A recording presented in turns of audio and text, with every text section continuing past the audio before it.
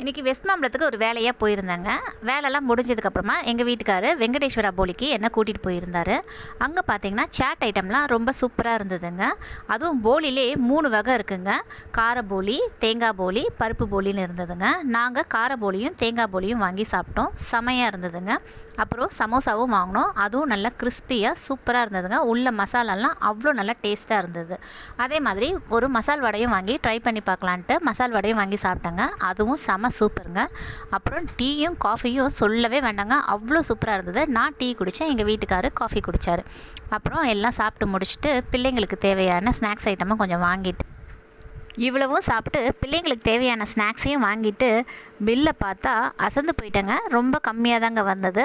கொஞ்சம் எக்கனாமிக்கலாகவும் இருக்குங்க இந்த கடை. அதனால் நீங்கள் யாராவது டி நகருக்கு ஷாப்பிங் அந்த மாதிரி ஏதாவது அந்த பக்கம் போனீங்கன்னா இந்த வெங்கடேஸ்வரா போலியை ட்ரை பண்ணி பாருங்கள். தேங்க்யூ.